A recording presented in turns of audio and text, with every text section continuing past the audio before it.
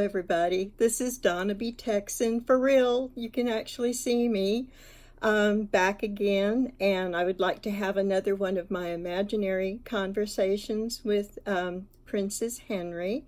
And I don't like the glare on these glasses, so I'm going to go ahead and take them off.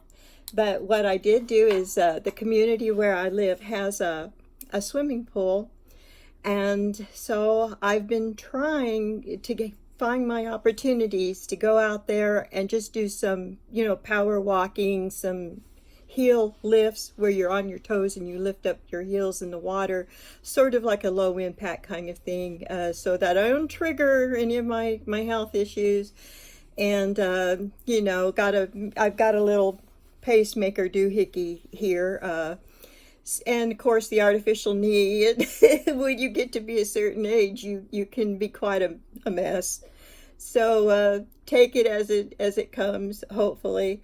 And I'd like to thank you all for being here with me. And I would like to have really a heart-to-heart talk with Princess Harry on today's subject. Would be about I have to look at my notes. When you have just a little touch of dementia, brain damage, whatever you want to call it, if you don't write, you get used to writing notes that they're everywhere. And so today I wanted to talk to Princess Henry about teachers and what we might consider actually a teacher. And my hair is frazzled. I look in the mirror maybe once a day and rake a brush through it, and whatever God decides how my hair is going to look that day, that's fine with me. And I did go swimming, so I washed my hair just special so I could talk to you with clean hair. I even shaved my upper lip with no makeup. And never mind about everything under the chin. So we're just going to ignore that part, okay? But anyways, Princess Henry, I would like to talk to you about teachers. And without my glasses, I can't see my own notes. I had cataract surgery, and I used to be able to see up close really, really well. And then the cataract surgery was where now I can see far off. I can see TV. I can see the captions. I don't even, I can see all that. The problem is I had really good vision up close. And that's what my glasses were for. And they warned me that there would be a shift, that I would probably have problems seeing things up close and then be able to see things clearly far away. And I'm, over 65, and anything that changes is really, not always an easy transition. And I was really frustrated because I've been trying to do some hand sewing as sort of a therapy because it was relaxing, and I've been hand sewing pot holders. And so everybody that didn't know that they were my friend is going to be getting a pot holder, and maybe if I ever get a surplus, I'll be offering, at basic cost, shipping, handling costs, but I'm not there yet. But I used to be able to sew without glasses, the hand sewing, and then I got the cataract surgery, and I was really frustrated. I really was. And then the doctor gave me a new prescription. And so these are where the top part is not magnified, because I can see far off really, really well. Now up close, I can't see my own handwriting. I would have to have 6 foot long hands to be able to see this. No, but one of the things I'm supposed to ask you to like, subscribe, and share. Please do that. That helps me out. Yes, that saying, misery loves company. Yes, please like, subscribe, and share so that we can all be miserable together. Now, the thing that I have learned in my life is that some people are teachers and or role models. Some people are heroes. Some people are idols.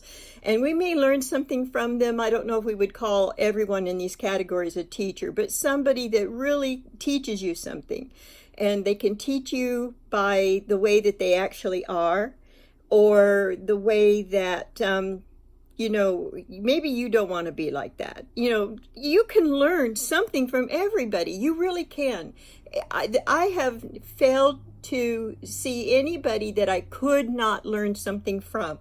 It didn't matter how they looked, how they acted, how they talked, what their religion, politics, whatever. There is something to learn from that person, and it may be a negative example. As a mother, I have given my daughter lots of negative examples, and she only twitches once in a while at the sound of my voice. and hopefully we get everybody twitching at the sound of my voice. But when I was young, we had a black and white TV, so I'm assuming this cartoon was in black and white. It could have been in color, I don't know, but it was Mighty Mouse. Here I come to save the day. And as a little girl, I had a crush on Mighty Mouse, and I wanted to marry Mighty Mouse someday. He was just so handsome. And later on, I kind of saw the facial features in Mario Lanza. He looked like a human Mighty Mouse to me. But my father liked Westerns, and so I learned, John Wayne, it just stole my heart being John Wayne. And then, of course, Cary Grant. Oh, Cary Grant. I think the thought of him still just gives me goosebumps sometimes. But, we go through life, and as we age and mature, our role models, our idols and things change and hopefully, grow along with us. And then, I remember, lessons that I had in Bible class Sunday morning. We went Wednesday nights, Sunday nights, and then, the school teachers, when you get into the older school grades, you're not sitting in the same class all day, that you move around. I think it's just to give those teachers some relief, like get that group out, when the teacher starts to sound like Charlie Brown's teacher, remember that, wah, wah, wah, wah, it's time to get the students on to the next teacher. And then family. I had a good family. I was so blessed. I had a Nana. She was from Sicily, and I guess that makes me a quarter Sicilian, I guess, right? I talk with my hands a lot, so maybe that's why. But family, I had wonderful aunts and uncles and cousins, and I was the older sister. So I probably terrorized my younger sisters, mainly just leave me alone. I was a good older sister when it came to looking after them and keeping them safe most of the time. My middle sister would probably have a few of her own horror stories. Yeah, I had some really good sisters, but mainly I just wanted to be left alone. And I tend to still be that way. I want to be left alone, but I love people. And it's kind of hard to be that kind of person that just, okay, I want to give everyone a hug, but I know better. I know that you just don't do that. But I love people, but that's when the part of me that just wants to go out and not physically touch everyone, but make that connection with everyone. Hello, how are you? And it's maybe because I see that all of us are sort of distant cousins. I believe that Noah and his family came off the ark, and that was the beginning of our current civilization. And I believe that we're all cousins, and maybe kissing cousins, and some people are known to do a little more kissing than others. I have to say that. But anyways, what I want to stay on point is that you are, hopefully in your life, you have an opportunity to learn from all kinds of people. And I'm sorry about the glare on these glasses. And even if I drop them down, now I have to go like that. You know what? I've got another pair. I've got some readers in here that won't get in the way of my eyes so much. Let me see if these, while I was waiting for this prescription to come in, my husband went ahead and got me some readers that'll fit down in my, oh, perfect. Oh, I like that. Okay, I like that. So, Let me see. We can learn by example. And I do apologize that I'm not smooth and polished and I can't just run this. I'm not reading cue cards. I mean, that's obvious, but I do have my little sheet notes here. And I do have to have them to help me remember what I want to say. And you can I'm not an actress. I'm not an actress. So let me see. Oh, then you go to college. You've got obviously teachers there, and even your fellow students have something to offer, because that may be really your first chance to see a larger variety of people, and you get used to seeing there's other thought processes in the world, and people look different and feel different and act different, so that your circle of influence grows bigger and bigger. And then co-workers also, as you move through your career and your jobs, and you get exposed to different kinds of people that way. And so one of the ways that we do learn is by example.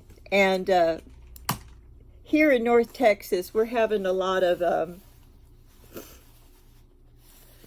excuse me. All right. Well, I am back, and I got an attack here. It's been hot in North Texas, and allergies, of course. You know, I used to not believe in allergies. I grew up in Arizona, and that was always the place people moved to that had allergies and, you know, respiratory problems. And being a child, you know, I heard about allergies, and I kind of was beginning to think allergies were like a hypochondriac thing that, you know, maybe, you know. And then we went to California, and then we went, then I've moved around, and I ended up in Texas, and I became almost asthmatic. My first real in the face, you know, allergies. And I realized, oh, these little critters are real. And I became a believer. I became a believer in allergies. And that was a learning experience. See, I learned the hard way, which is what I mostly learned the hard way, is that your experiences in life can be a learning lesson. And I learned maybe to take what other people say that they're feeling, or problems that they health problems, or problems that they perceive, take them more genuinely. And I learned that, you know, because, you know, I wasn't that age, you think you know more than you do. I grew up reading encyclopedias, you know. This was an encyclopedia from the early 40s, and by the time I had gotten my hands on them, it was the middle 60s, and, you know, knowledge had grown pretty much by then. But I wasn't really much for nonfiction. I love the horse stories. What was that, Walter Farley? Yeah, I love the Walter Farley Black Stallion books. And anything about dogs and horses, you know, animals in general. I never did get into the All Creatures book, but eventually I did watch the TV show on PBS, and oh, that was so wonderful. I'm a fan of that too. But anyways, stay on point, Donna, stay on point. Okay, these examples are what to do, what not to do. And Megan, girl, as my Nana used to say, what's the matter for you? My mom would say, what's the matter for you? I am passing down. Here, I'm the third generation, and I am sharing with you the wisdom from my on my mom's side, the immigrants on my mom's side that would say, what's the matter for you? Who are your teachers? And who are you learning from? Are you learning from anyone? And can you tell the difference between a role model, an idol, a hero, and to see these people the way they really are can be, you know, disappointing. Someone that you put on a pedestal, then you see how they really are. I remember one summer, I was a teenager. I was out of high school, but I was able to work a summer program, and it was just meant to be temporary, a summer program for a police department. Oh, wow. I had police on this pedestal. I really did. And I saw them. They were just people. You know, they were just people. They were like everyone else. And I was really disappointed. And you could always tell the new police cop, the rookie, because he was the one that wasn't wearing the dark, sunglasses. He was no sunglasses, and it was Arizona, so everyone was wearing sunglasses. He had this big old smile. He was brand new. He was just happy to be there. And so the ones that had been around, that same zip, look across the lips and the sunglasses. So I don't know, maybe their eyes were like, going everywhere. I don't know, being aware of their surroundings, but you couldn't tell because of the dark sunglasses. And then, working there for a while, I saw the hard work that they did, and I learned what some of they had the police radio going on all the time, and I began to learn the codes of what they meant. And I go,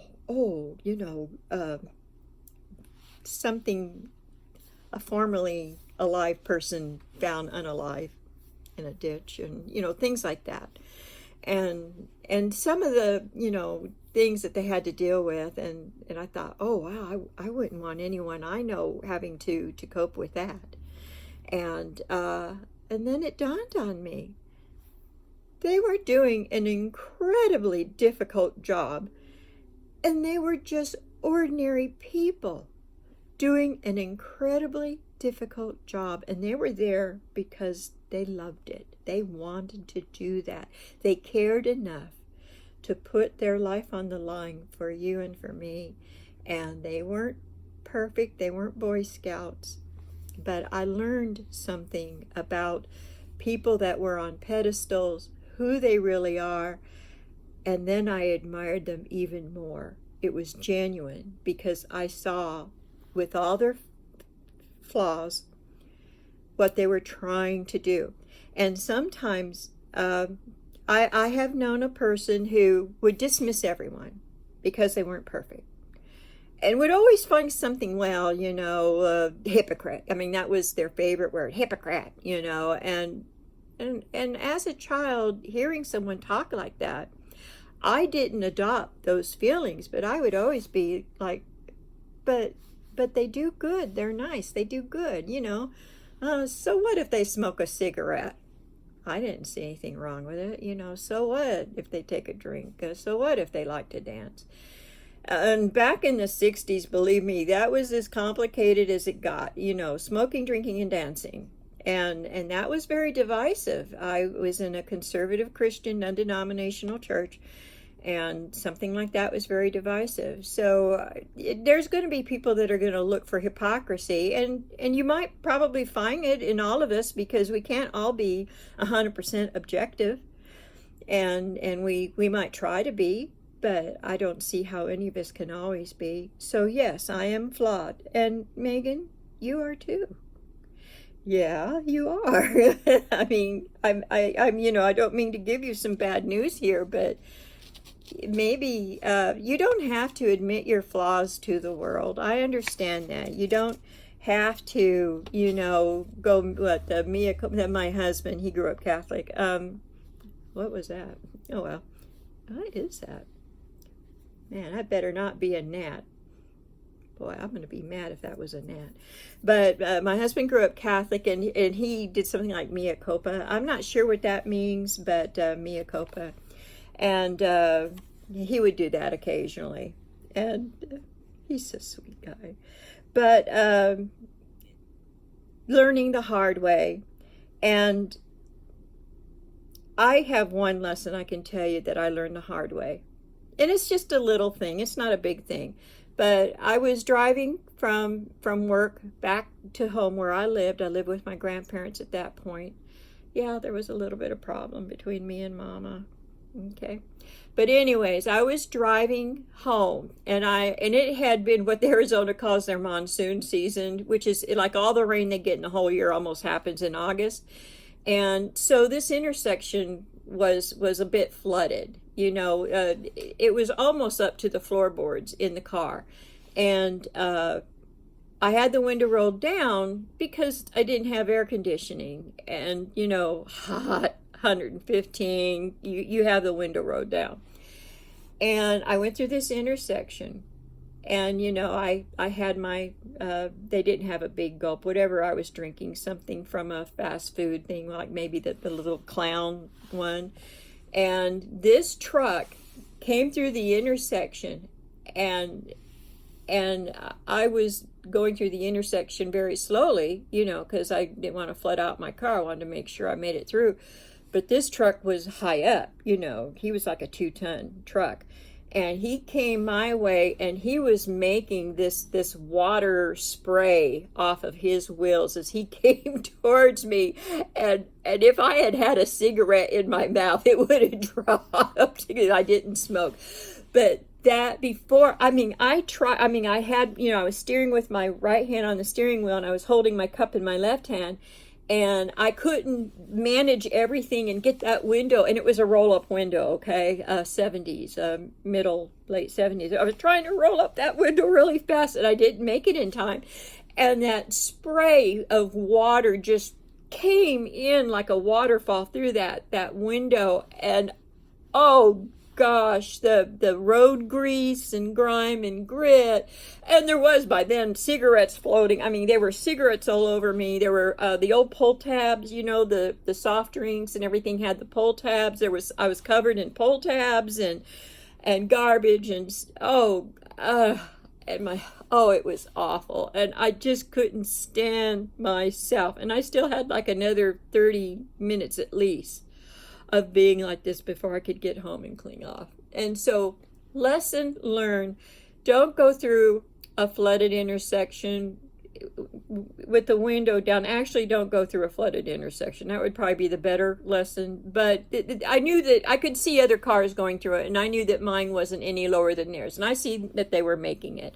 So if you know that it's a safe intersection, you see other cars making it just fine, don't go through that intersection with the window rolled down, because you're probably going to be wearing it if a nice big truck comes by your way. So that is a lesson I learned the hard way. There's no mini elk. I'm over 65. I got a million stories I learned the hard way. That's I've got a doctorate in hard way. Yeah. So one thing that Megan, I want you to realize is the people that you consider teachers in your life, are they talkers or are they doers? Are they wishful thinkers? I know that my wishful thinking over my lifetime has accumulated me nothing but disappointment and regret. For all the years I have spent wishful thinking, I have nothing to show for it. Nothing. For all the things that I actually did, I have something to show for that. Oh, it's not fantastic, but I do have something to show for the things I actually did. And that's why it's important to distinguish between teachers that are only talkers or teachers that are also doers. And what kind of teacher are you, Megan? Are you a teacher? I know that you've had the microphone in your hands plenty of times. You've given talks, and for someone that was an opportunity to teach. But I don't mean to hurt your feelings, but things that you have personally done, not lived vicariously through other people, giving other people $1 or $2 that were already doing the good work. Okay, they were the doers. They were doing the good work. You maybe sprinkled some money on them, but sprinkling money is not really doing like what I'm talking about. You have to be more than just a talker to be taken seriously. You have to be a doer. And I have known my fair share of both. And some are charming and mesmerizing, and they're also very disappointing in the end. And Megan, I think that there's people that have less tolerance for the ones that are just talkers. And I've heard these kinds of people being said that they just use a lot of word salad. Well, every time we talk, it could be a little bit of a word salad, but I understand what they're saying. My way of putting it would be that, uh, oh, yeah, all talk and no walk. I think that's how we would sum it up, is the people that are mostly talk and almost no walk. And then you have some people, oh yeah, like Chuck Norris, he's all walk and no talk. Yeah, like the Chuck Norris type. Actually, my husband is mostly walk and very little talk. Oh, he can talk my ear off. Yeah, he can. But in life with other people, he's mostly walk and very little talk. And I find that admirable. So that's what I would like you to reflect on, Megan, and I hope that you wouldn't think that it's an attack. I mean, the reason why I tried to reach out to you is because I care and I'm frustrated. There's that Nana in me, the mom in me. I want to say, what's the matter for you? Hey, like, what's the matter? Get real about where you are in your life. You are middle-aged. Yes, you are. When you get into your 40s, you are in the middle-age club. You're no young thing anymore. As my husband said in one of his stories when he was a guest speaker, he gave us the story about reasons and excuses. There are plenty of reasons. I know you've got your reasons, but you're running out of excuses if you ever even had them in the first place. And so being that as a grandmother age person, I recognize middle age when I see it, and you're in it. In fact, if you were capable of going through menopause, you might be looking into that adventure next, and maybe you're going to be spared menopause, and I wouldn't wish it on anyone. Believe me, you're not missing anything. If you can bypass menopause, I would. If I could just, if anyone was looking at an option in their life where they're looking at having the woman's plumbing removed for any reason, for health reasons, I would say don't regret it. Let it go, let it go, let it go. Yeah, you're not missing anything there. In fact, for me, life got better in terms of that aspect of my health. Yay. And let me see. Oh yeah, remember that old commercial? It was, I think, from the 70s, wasn't it? Where this, it was a fast food restaurant. This old woman, she would say, "Where's the beef?" And Megan, there's people that are just looking at you and saying, "Where's the beef?" You've got to produce something really tangible. And I know that you've got that podcast under your belt, but you had a small army. Okay, you did your podcast, you've got that small army, and I know that you're getting your feelers out there trying to grow in other directions and see what works for you. But that's not enough. Yes, okay, yeah, I remember that soap commercial story. Yeah, no, don't tell me again. I remember, dear, I do. No, you don't need to tell me that again. I'm remembering it just as clearly if it was like I heard it yesterday. Like I'm sure I did. You got to let go of that story, honey. I mean, it's nice, but I find it's got the earmarks of childhood all over it, and well-meaning parents.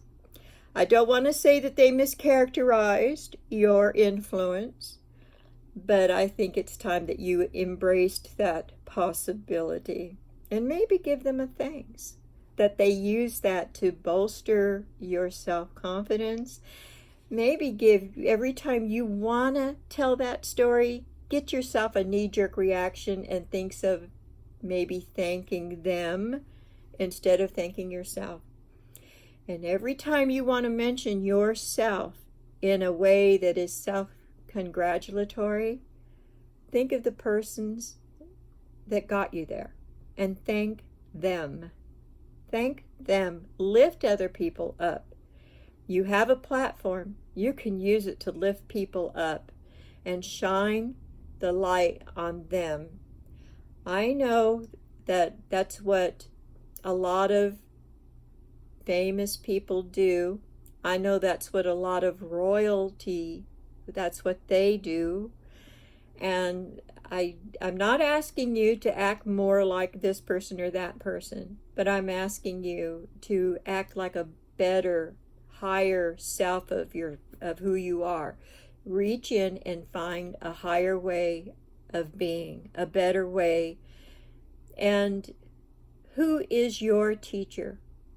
I would hope that somewhere out of all the heroes and idols and all the real teachers you've had in your life, I hope somewhere you can honestly say that you have a shepherd, that you have a friend in Jesus, and I would hope that you care tremendously about what God has to teach you. And you look for that light in your life to steer you away from your knee-jerk reactions and that rut that you seem to be in. That you really do act as if you're in a rut. And I don't know what you really think and feel, and I can only go based on what I see. But since you act like you are in a rut, I might be behind you, trying to push, come on, come on, give it some gas. Come on, I'll help push you out. And that's kind of where I'm coming from. And that doesn't mean everything I say is going to sound sweet, and I think that the Bible teaches about people that like the sound of sweet words, the things that tickle their ears, and that's not healthy for you in the long run. Oh, it's good to get that pat on the back. I enjoy it too. But sweetheart, you got to try to be as objective as possible, and it's going to hurt. Yes, it's going to hurt. And I'm sorry if you had so much pain in your life, you can't stand another moment of it. And I am sorry for you, for any pain that you might have suffered. But also, be aware that having suffered pain is not an excuse to be causing pain. And it looks like you've done your share of causing pain. And maybe you had your reasons, but those were not excuses to do it. And I'm just sorry to have to say that to you. And if life is also a teacher, maybe some of the things that we've done that we're proud of, that we're rightfully proud of, okay, that we actually did something, not rubbed elbows with the right people, that we actually did something, or that we saw something we shouldn't do. Look at yourself in the mirror and see what you can do to make yourself a better person, and don't focus so much on how other people may have let you down. Be thankful for the people in your lives, even if they taught you by negative example. And on things that you might have regretted, they have to be real regrets of things that you could have done, should have done, but you didn't do. And not things like, oh, I regret trusting that person. I regret liking that person. I regret believing in that person. No. It's got to be things that you really regret.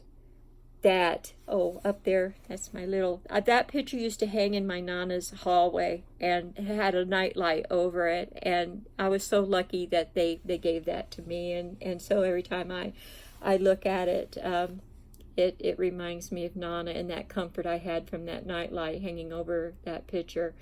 And I'm in my bedroom, and I love a nice, clean, sparkling house and bedroom, and I sure wish I had one. So anyways, my husband said to me once, I was frustrated with something, like learning things the hard way. And my husband said something to me, and I don't know who originated it. I'm not giving him credit for it, but my husband said, when the student is ready, the teacher will appear. I love that. And Megan, get ready. Always be ready. Be ready, because you never know when that teacher that you need so much is going to appear. And I know that God is always there ready to teach you. All you have to do is reach out to him, and hopefully he will guide you in the right direction. He knows what's in your heart. So let me see. I can't think of anything else to tell you, sweetheart. It's just I would like you and everyone that stayed with me to this point to bloom where God has planted you. Don't worry about sending me anything. God is taking care of me. And I want you to take care of yourself and make your place better where you are in the world. And just thank you. Thank you so much. Until next time, take care. Bye now.